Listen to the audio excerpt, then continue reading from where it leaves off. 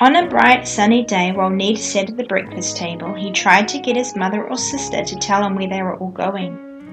"I'm as much in the dark as you are," said Carolyn. "I think that mother was afraid I would let out the secret, for she sometimes calls me her little chatterbox. We're to be ready at 10 o'clock sharp."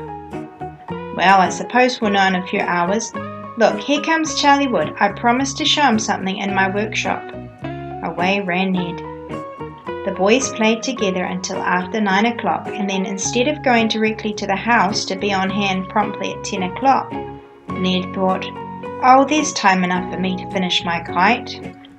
2 or 3 times his eyes were upon his watch, but there were a few minutes to spare, he thought. When he looked again, he was startled to find that it was 3 minutes past 10. By the time he had his hat and rushed to the front room, he was 5 minutes late and no one was there.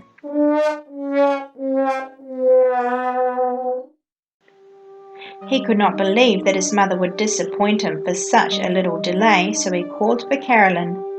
Then he ran to his mother's room to see if she were there, then out the front door, but no one was to be seen. "Why did Mother not tell me where she was going? Then I might have overtaken her. Now I don't know in which direction to go," mumbled Ned. It was because of this that his mother had not told Ned where she was going. He was in the habit of trying to make up for lost time by hurrying at the last minute.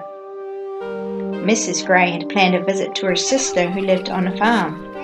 Ned and Carolyn had once visited there and had a grand time with their cousins. They played in the hayloft, searched for eggs, helped feed the cattle and rode the horses to water. They often begged Mother to take them again, but she had many home cares and could not get away. Poor Ned! When he found his mother and sister gone, he was a disappointed boy. Half ashamed to have Jane the maid see his tears or know how miserable he was, he went back to his play. He knew that if his mother returned, Carolyn would be sure to run out to the playhouse in search of him, so he stayed out there by himself until dinner time. Jane called Ned to dinner. She had lived in the Grey home a long time and knew Ned's one failing. She had promised Mrs. Grey not to tell him where his mother and sister had gone until dinner time. The woman saw the boy with sad, downcast face enter the dining room. Seeing the table set for only one person, Ned was surprised, for his mother rarely stayed away all day. The boy sat down to his lonely meal, and when Jane came in with a piece of pie, he asked why his mother was not home to dinner. "Oh, Ned," she replied, "your mother won't be back today or tomorrow either." "No, not until Monday morning. She and Carolyn have gone to visit your Aunt Mary."